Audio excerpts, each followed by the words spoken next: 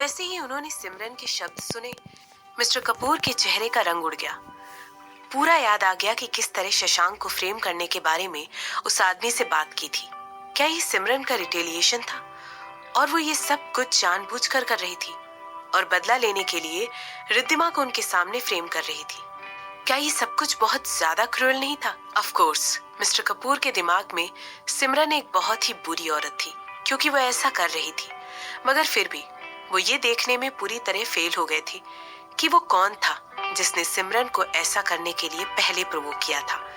Mister Kapoor ने देखा कि किस तरह से धीरे धीरे अपने आप को रिद्धिमा की तरफ झुका लिया था। उसने रिद्धिमा से कुछ ऐसे शब्द कहे थे जो सिर्फ उसे सुनाई दे सकते थे और इसके बाद वो अपनी बहन को रोते हुए देखकर मुस्कुराने लगी। ऐसा लग रहा था कि उसे देखकर सिमरन को बहुत मजा आ रहा था। रिद्धिमा को सिमरन का इस तरह धमकाने का ख्याल भी मिस्टर कपूर को गुस्से करने पर मजबूर कर रहा था और इसी गुस्से में वो सिमरन से कहने लगे, सिमरन तुम मेरी बेटी से दूर रहो। उन्होंने ऐसा कहते हुए सिमरन से इस तरह डिमांड किया जैसे अभी वो उन्हीं की धरोहर है। उनकी आंखों में डर साफ साफ दिखाई दे रहा था। क्या होता अगर सिमरन रिद्धिमा को बता देती कि ये सब उनकी गलती थी? क्या होता अगर सिमरन का प्लान होता कि वो रिद्धिमा को अपनी तरफ करके उनकी पहले से बिगड़ी हुई जिंदगियों को और बिगाड़ देती और उसे अपने परिवार से नफरत करने पर मजबूर कर देती? मिस्टर कपूर समझ में नहीं आ रहा था कि सिमरन के दिमाग में आखिर क्या चल रहा था, लेकिन वो इस तरह अपनी बेटी को बेइज्जत होते हुए नहीं देख सकते थे। इसके रिस्पॉन्स में अपना सर उनकी तरफ धीरे से झुकाया। चेहरे पर जो स्माइल थी वो कभी भी फेंट नहीं हुई थी और वो रिद्धिमा के बगल में अभी भी खड़ी हुई थी, सिमरन से भीख मांगते हुए कांप रही थी। इसके बाद कुछ सोचते हुए सिमरन कहने लगी, अगर आपको इस बात का इल्जाम किसी पर लगाना है तो आप अपनी बेवकूफी पर इल्जाम लगाइए। जो लोग अभी तक आपकी पीठ के पीछे से आपकी मदद कर रहे थे वो अब आपको मदद करने के लिए सामने नहीं आ सकते हैं। आपको उनकी बातों पर हाँ की मोहर लगाने से पहले इन सब चीजों के बारे में सोच लेना चाहिए था। आपको अपने बेटे की बलि सिर्फ इसलिए चढ़ा दी ताकि आप मेरे हस्बैंड को फ्रेम कर सके। आप कितना गिर सकते हैं मिस्टर कपूर, कितना गिर सकते हैं? तुम किस बारे में बात कर रही हो? मैंने ऐसा कुछ भी नहीं, मिस्टर कपूर ने अपनी आंखें बड़ी करते हुए कहा और तभी उन्हें रियलाइजेशन हिट हुआ और वो आगे कहने लगे, मुझे फ्रेम करना बंद करो। क्या? वैसे भी एक्सीडेंट के बाद आपका बेटा बिल्कुल यूजलेस हो चुका था। इसके बाद आगे जाकर उसका कोई वायरस नहीं होने वाला था और उसकी बॉडी भी पूरी तरह खराब हो चुकी थी। उसका बेवकूफी से भरा नेचर एक लायबिलिटी से कम नहीं था। इसके लिए बेहतर होता कि उसे मौत के घाट उतार दिया जाए, है ना? सिमरन ने कहा। मैंने नहीं किया है, मिस्टर कपूर ने कहा। हालांकि मिस्टर कपूर अपनी पूरी बात खत्म भी नहीं कर पाए थे कि तभी मिसेज कपूर ने आगे बढ़कर उन्हें एक जोरदार थप्पड़ मार दिया और कहने लगी, यू मॉन्स्टर। ऐसा कहते हुए मिसेस कपूर इतनी जोर से चिल्लाई कि सब लोग उनकी तरफ देखने लगे। इसके बाद वो आगे कहने लगी, तुमने हमारे बेटे को मार दिया। क्या नहीं मारा है तुमने? तुमने उसे मार दिया। मैंने नहीं लेना, मुझे मारना बंद करो। मैंने कहा ना, मैंने उसे नहीं मारा है।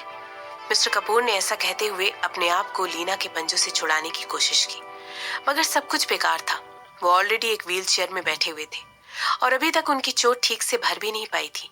इसके अलावा मिसेस कपूर के गुस्से की वजह से वो बहुत ज्यादा इमोशनल हो गए थे, क्योंकि मिसेस कपूर इमोशनल होने के साथ साथ अपने गुस्से में अनप्रिटेंडेबल भी हो गई थी और मिस्टर कपूर की बात सुनने को तैयार ही नहीं थी। मिस्टर कपूर को समझ में नहीं आ रहा था कि वो अपनी पत्नी को किस तरह यकीन दिलाएं कि उन्होंने ऋत्विक को नहीं मारा था। अंत में हेमंत को उन दोनों के बीच में इंटरफेयर करके आना पड़ा और मिसेस कपूर को रोकना पड़ा। मिसेस कपूर कपूर के मुंह को नोच देना चाहती थी। इसके बाद गुस्से में आकर वो कहने लगी, तुम एक जानवर हो, एक मॉन्स्टर। तुम एक आदमी बिल्कुल भी नहीं रहे। मिसेस कपूर की चिल्लाने की आवाज उनके पूरे घर में गूंजने लगी थी और वो अभी अभी स्ट्रगल कर रही थी। वो अपनी पूरी कोशिश कर रही थी कि किस तरह हेमंत की गिरफ्त से छूटकर अपने हस्बैंड तक पहुंच सके। गुस्से में आकर वो फिर से कहने लगी, मैं तुम्हें मार डालूंगी। तुम्हारी हिम्मत कैसे हुई? करण कपूर, मैं तुम्हें मार डालूंगी, मैं तुम्हें जिंदा नहीं छोड़ूंगी। माँ, क्या देख नहीं सकती हैं? सिमरन हम लोगों को मैनिपुलेट कर रही है। हेमंत ने मिसेस कपूर को शांत कराने के लिए ये सब कहा था, लेकिन ऐसा लग रहा था जैसे सब कुछ बिल्कुल यूजलेस हो चुका था। पहली बात तो ये कि मिसेस कपूर को ऑलरेडी पता था कि जो कुछ भी उसने उनके बेटे रवि के बारे में कहा था वो बिल्कुल सच था। उसकी हालत इतनी बुरी थी कि वो आगे जाकर एक बच्चा भी पैदा नहीं कर सकता था, और ऐसा सिर्फ उस एक्सीडेंट की वजह से हुआ था। दूसरी बात यह कि जो चोट लगी थी उसकी वजह से वो जिंदगी में आगे कभी भी नहीं चल सकता था। इसके अलावा ऋत्विक बहुत ही बेवकूफ आदमी था, उसे मैनिपुलेट करना बहुत ही आसान था। इसके अलावा वो बहुत ज्यादा इम्पल्सिव भी था, उसे गुस्सा बहुत जल्दी आ जाता था। सिमरन बिल्कुल सही थी जब वो कह रही थी कि वो सब लोगों पर एक लायबिलिटी थी। एक माँ होने के तौर पर मिसेस कपूर को अपने बेटे के बारे में अच्छी तरह पता था। उन्हें पता था कि वो वाकई में बिल्कुल यूजलेस था, और पता नहीं किस वजह से उसे ऐसा लगने लगा था कि मिस्टर कपूर एक्यूज आदमी को मारने के लिए बहुत काबिलियत रखते हैं। उन्हें हमेशा से ये बात पता थी कि मिस्टर कपूर एक हार्टलेस आदमी है, वो बहुत ही क्रूर है और सिर्फ उन्हीं चीजों की वैल्यू रखते हैं जिससे उन्हें या तो फायदा हो रहा होता है या फिर फ्यूचर में होने वाला होता है। क्या होता अगर कोई उन्हें ऑफर करता कि वो ऋत्विक को सेक्रीफाइस कर देता कि इन सारे मामलों में वो शशांक को फ्रेम कर सके। कुछ फायदों के एक्सचेंज में मिस्टर कपूर ये सब करने को पूरी तरह राजी हो जाते। उनका बेसिक नेचर ही ऐसा था, वो अपने फायदे के लिए कुछ भी कर सकते थे, और ये बात लीना को अच्छी तरह पता थी। जैसे ही लीना के दिमाग में मिस्टर कपूर के खिलाफ शक का बीज बोना शुरू हो गया था, उसका स्ट्रगल और भी ज्यादा मुश्किल हो गया था।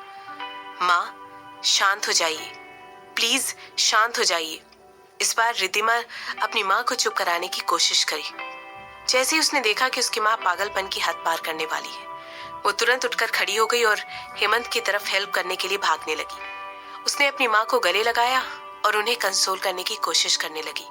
इसके बाद वो उन्हें शांत कराने लगी। रिद्धिमा को कहीं ना कहीं ये पता था कि ये सब कुछ यूजलेस था।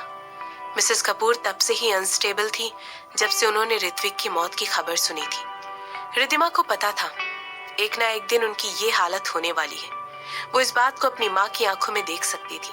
वो सारा स्ट्रेस, वो दुख और एंजाइटी पूरी उसकी माँ पर हावी हो चुकी थी, और मिसेस कपूर अपने आप ही में नहीं थी। रिद्धिमा ने अपनी माँ को और कसकर गले लगा लिया। जो कुछ भी सिमरन ने उसे इसके पहले बताया था वो उसके बारे में सोचने लगी थी, और इमोशंस का एक अलग ही सैलाब उसको अंदर ही अंदर खाए जाने लगा था।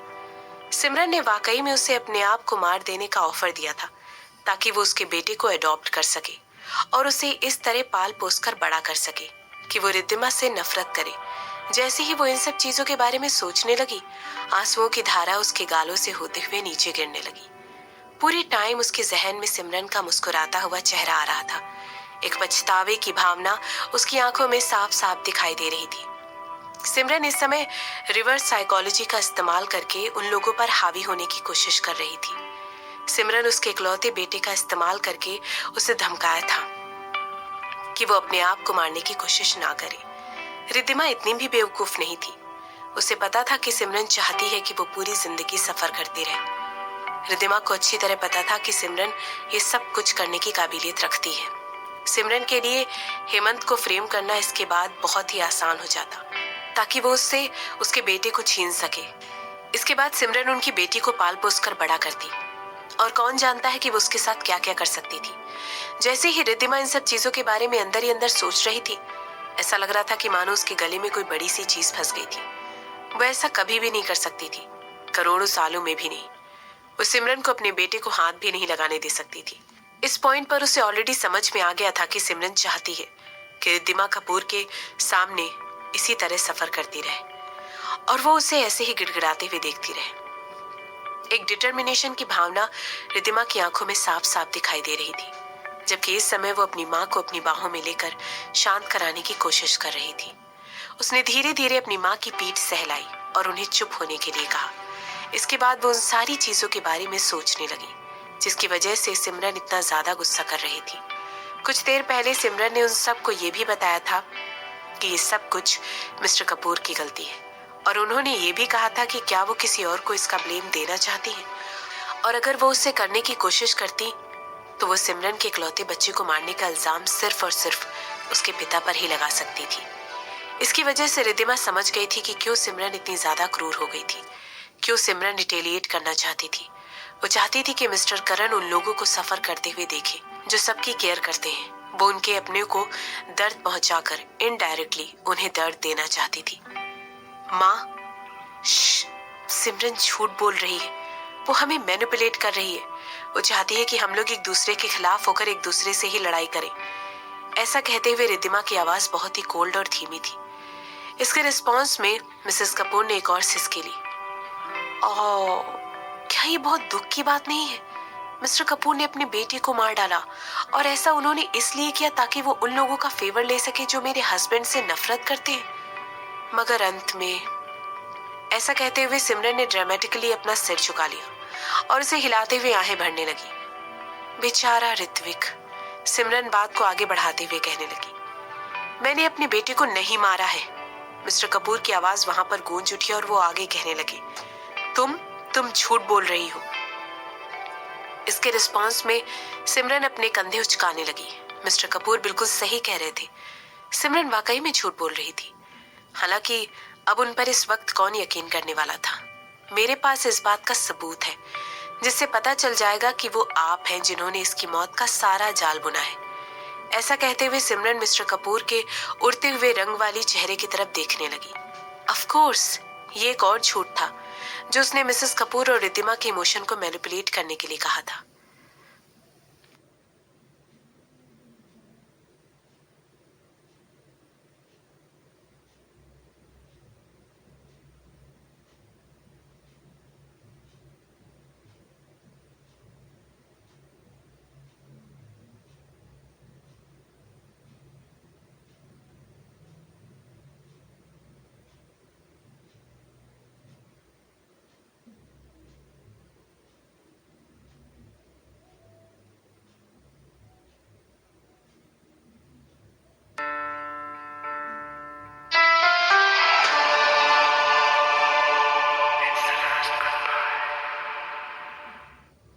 मैनिपुलेशन मैनिपुलेशन हमेशा से ही सिमरन का सबसे स्ट्रॉन्ग पॉइंट रहा था। अगर कोई भी उससे एक बंदूक या एक ऐसी फाइल के बीच में सुनने के लिए कहता जिसमें किसी के बारे में पूरी पर्सनल और रेलेवेंट इंफॉर्मेशन लिखी हुई हो, तो बिना किसी डाउट के वो हमेशा उस फाइल को ही चुनती। ऑफ कोर्स, ऐसा इसलिए भी था क्योंकि उसकी निशाना लगाने की कैपेबिलिटी बहुत ही खराब थी और उसे पूरा यकीन था कि किसी भी गन के रिकॉइल होने से वो अपने हाथों को भारी चोट पहुंचा सकती थी। हालांकि इस समय पॉइंट ये नहीं था। पॉइंट ये था कि सिमरन किसी भी फाइल का इस्तेमाल करके सामने वाले को मैनिपुलेट कर सकती थी, और ये एक साइकोलॉजिकल लड़ाई करने का तरीका था, कुछ ऐसा जो कि वो अपनी आंखें बंद करके भी कर सकती थी। सिमरन हर किसी के रिएक्शन पर बस मुस्कुरा देती थी, और इस बार भी उसने ऐसा ही किया। वो चाहती थी कि वो मिस्टर कपूर को अंदर ही अंदर सफर करते हुए देखे। सिमरन को इस बात का पूरा यकीन था कि वो आदमी किसी न किसी की मदद के लिए तो जरूर देख रहा होगा। हो सकता है वो ऐसे किसी इंसान की मदद के लिए आशा रख रहा हो जिसने ये सारी प्लानिंग की थी। उसे पूरा यकीन था कि मिस्टर कपूर का दिमाग इतना भी कैपेबल नहीं है कि वो इतना अच्छा प्लान बना सके। हो ना हो जरूर वो किसी की प्यादे बनकर ही ये सब काम कर रहे होंगे, मिस्टर कपूर ने कहा।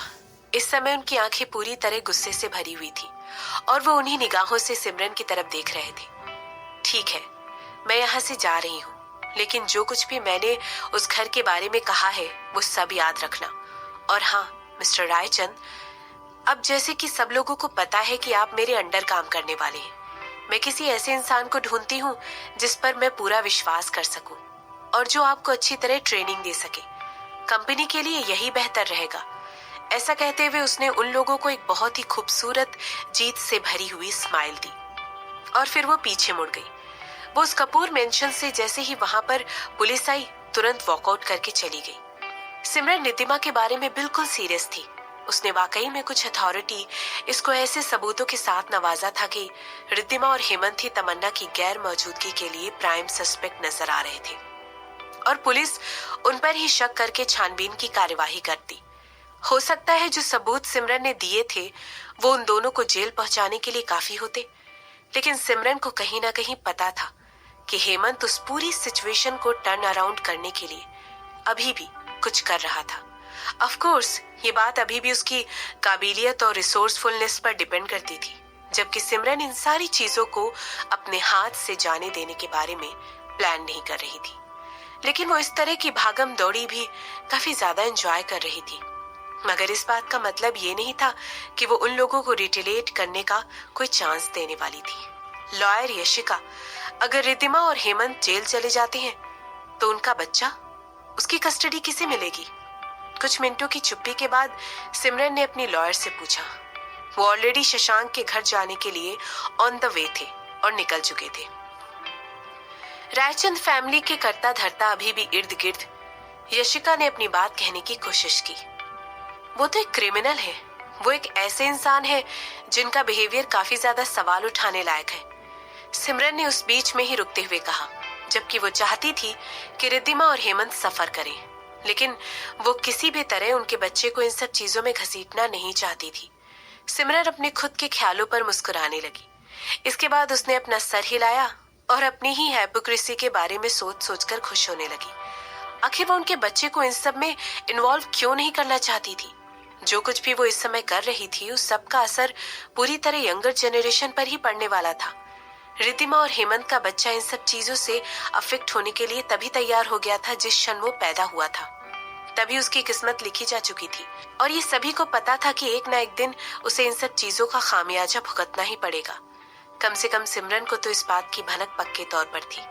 सिमरन ने अपने होठों को बाइट किया और तभी उसके दिमाग में एक आइडिया आ गया और वो कुछ सोचते हुए कहने लगी, मुझे वो बच्चा चाहिए। पता नहीं सिमरन ने ऐसा क्या कह दिया था जिसकी वजह से लॉयर पीछे मुड़कर उसकी तरफ एकटक देखे जा रही थी। वो ये सब थोड़ा मुश्किल हो जाएगा क्योंकि अभी भी चीजें, लॉयर अपनी बात कहकर सिमरन को समझाने की कोशिश की। मुझे वो बच्चा चाहिए। कस्टडी के लिए लड़ाई करने के लिए तुम्हें जो कुछ भी करना पड़े तुम कर सकती हो। मुझे किसी भी हाल में वो बच्चा अपने पास चाहिए। जो कोई भी उस बच्चे के क्लोज रिलेशन में है वो या तो क्रिमिनल है या अनस्टेबल है। ऐसा कहते हुए एक बार फिर सिमरन ने लॉयर को बीच में ही रोक दिया था। वो हमेशा से उस बच्चे को अपने पास रखकर बड़ा करना चाहती थी, जबकि शादी के बाद उसके खुद के प्रेग्नेंट होने के प्लान भी थे, लेकिन फिर भी वो उस बच्चे को अडॉप्ट करना चाहती थी। यहाँ तक कि वो इस बारे में कब से प्लान कर रही थी और ऐसा करने के बारे में सोच भी रही थी। मुझे माफ कीजिएगा मगर मिस सिमरन, वो बच्चा क्या होगा अगर उस बच्चे को कभी भी ये पता चलेगा कि उसके माँ बाप की इस दशा के जिम्मेदार आप हैं? ऐसा कहते हुए लॉयर ने अपने सलाइवा को सटक लिया। मुझे किसी भी हाल में वो बच्चा अपने पास चाहिए। जो कोई भी उस बच्चे के क्लोज रिलेशन में है वो या तो क्रिमिनल है या अनस्टेबल है। ऐसा कहते हुए एक बार फिर सिमरन ने लॉयर को बीच में ही रोक दिया था। वो हमेशा से उस बच्चे को अपने पास रखकर बड़ा करना चाहती थी, जबकि शादी के बाद उसके खुद के प्रेग्नेंट होने के प्लान भी थे, लेकिन फिर भी वो उस बच्चे को अडॉप्ट करना चाहती थी। यहाँ तक कि वो इस बारे में कब से प्लान कर रही थी और ऐसा करने के बारे में सोच भी रही थी। मुझे माफ कीजिएगा मगर मिस सिमरन, वो बच्चा क्या होगा अगर उस बच्चे को कभी भी ये पता चलेगा कि उसके माँ बाप की इस दशा के जिम्मेदार आप हैं? ऐसा कहते हुए लॉयर ने अपने सलाइवा को सटक लिया और अपने दिमाग के अंदर उठने वाले सवालों को बोलने के लिए खुद को ही कोसने लगी। हालांकि ये एक ऐसा सवाल था जो हर कोई सिमरन से उस बच्चों को अडॉप्ट करने के बाद पूछने ही वाला था। लॉयर सिमरन की तरफ घूर कर देखने लगी और तभी उसे रियलाइज हुआ कि सिमरन के रिएक्शन में थोड़ी सी चेंज होने शुरू हो गए थे। मैं उसके माँ बाप के बारे में उसे सब कुछ सच सच बता दूंगी, सिमरन ने कहा। अगर उन लोगों ने किसी को मारा है तो इसमें मेरी गलती थोड़े ना है। मैं सिर्फ इस बात की आशा कर सकती हूँ कि वो मेरी बात समझ जाएगा। ऐसा कहते हुए सिमरन ने जानबूझकर एक चुप्पी ली और अपने होठों को बंद करके बैठ गई। इसके बाद कुछ सोचते हुए वो कहने लगी, मुझे पता है आप किस बारे में सोच रही हैं वकील साहिबा, और आपकी चिंता जताने के लिए आपका शुक्रिया अदा करना चाहती हूँ। बदले की साइकिल को रोकना बहुत ही मुश्किल होता है। हालांकि हमें इस बारे में भी गौर करके सोचना चाहिए कि एक बच्चे के कैरेक्टरिस्टिक्स आसानी से उन लोगों के थ्रू मोड किए जा सकते हैं जो उसे बड़ा करते हैं, या फिर वो ऐसी कैरेक्टरिस्टिक लेकर बड़ा होता है जैसे सोशल एनवायरनमेंट में वो रहना शुरू करता है। इन सब चीजों का किसी भी बच्चे पर बहुत ज्यादा असर होता है और ये चीजें बच्चों पर बहुत ज्यादा अफेक्ट करती हैं। अगर वो किसी ऐसे एनवायरनमेंट में बड़ा होता है जो पूरी तरह क्रिमिनल से भरी हुई है, तो फिर बड़े होकर वो उनमें से ही बेक बनता है। क्या अब आपको मेरी बात समझ में आई? सिमरन ने अपने मुंह से कहा निकालते हुए कहा। इसके रिस्पॉन्स में लॉयर ने अपना सर हिलाया और आगे कहने लगी, मैंने आपकी ग्रैंड मदर के साथ काफी लंबे समय तक काम किया था। मुझे पता है जो कुछ भी मैं आपसे कहना चाहती हूँ वो आप समझ गई हैं। एक एडॉप्शन बहुत ही कुशल मैटर है, मगर मैं अपना बेस्ट करके आपकी मदद करने की पूरी कोशिश करूंगी। सिमरन ने स्माइल करके अपनी नजरें कार के बाहर कर ली। अब जबकि कपूर फैमिली को ठिकाने लगा दिया गया था तो वो पूरी तरह वर्मा फैमिली पर और लायन फैमिली पर फोकस कर सकती थी। अब सिमरन और शशांक दोनों साथ में जाकर लायन फैमिली से मिलने वाले थे। सिमरन के ख्यालों में उसके फोन के वाइब्रेट होते ही खलल पड़ गया था। वो टेक्स्ट मैसेज की तरफ घूर कर देखने लगी और तभी उसके होठों पर एक छोटी सी स्माइल आ गई। वो फरहान का मैसेज था और उसमें लिखा था कि वो अपने प्रपोजल में कामयाब हो गया है। उसने कहा था कि वो कनिका को लेकर अपने बीमार पिता से मिलने जा रहा है। कम से कम कुछ तो अच्छा हुआ। जैसे ही सिमरन ने वो टेक्स्ट मैसेज रिसीव किया, उसके जस्ट बाद उसके पास एक अनफेमिलियर नंबर से कॉल भी आई। कॉल का आंसर करते ही तुरंत सिमरन की आईब्रो ऊपर उठ गई और वो फ्राउन करने लगी। मिस सिमरन, मैं एलएससी से मीशा बोल रही हूँ। मुझे आपका नंबर मिस्टर शशांक वर्मा से मिला है। क्या आपके साथ अभी कंस्ट्रक्शन के लिए साइट विजिट शेड्यूल करना पॉसिबल हो सकता है? इसके अलावा यहाँ पर कुछ ऐसे लोग भी हैं मैं जिनसे आपकी मुलाकात करवाना चाहती हूँ, इसीलिए आपका यहाँ पर आना काफी अहम होगा। सिमरन ने तुरंत अपनी एक आईब्रो उठाई और आगे कहने लगी, प्लीज इसका शेड्यूल मेरी सेक्रेटरी के साथ कर दीजिए। मिस मीशा, मैं कोई बहुत खाली इंसान नहीं हूँ। मेरी जगह मेरी सेक्रेटरी आ जाएगी। मैं एक कप कॉफी या चाय के लिए अपनी इतनी बड़ी कंपनी ऐसे ही छोड़कर नहीं आ सकती हूँ। जैसे ही सिमरन ने ये बातें कही, तुरंत वहां पर साइलेंस हो गई। ये बात बिल्कुल ऑब्वियस थी कि उनके डायरेक्ट वर्ड सुनकर मीशा बहुत ही ज्यादा सरप्राइज हो गई थी। सिमरन पास्ट में इतना ज्यादा कैजुअली एक्टिंग करती आ रही थी कि अचानक से उसके बोले गए शब्दों ने उसे सरप्राइज कर दिया था। इसके बाद वो आगे कहने लगी, मैं सिमरन, मैं आशा करती हूँ कि मैं आपको डिस्टर्ब नहीं कर रही हूँ। मैं तो बस आपसे, उसने इतना ही कहा था कि तभी सिमरन ने उसे बीच में ही रोक दिया और आगे कहने लगी, आप मुझे डिस्टर्ब कर रही हैं। ऑलरेडी बहुत देर हो चुकी है और मुझे कल के लिए जल्दी उठना है। आप कल मेरी सेक्रेटरी को कॉल करके बुला सकती हैं और उसके साथ मीटिंग शेड्यूल करवा सकती हैं। ऐसा कहने के बाद सिमरन ने तुरंत कॉल एंड कर दी। जिस तरह मीशा ने इतना कैजुअल तरीके से शशांक का नाम सिमरन के सामने लिया था, उस बात से सिमरन बहुत ज्यादा इरिटेट हो गई थी। आखिर सिमरन इतनी ज्यादा जलन से भरी हुई कब से हो गई थी?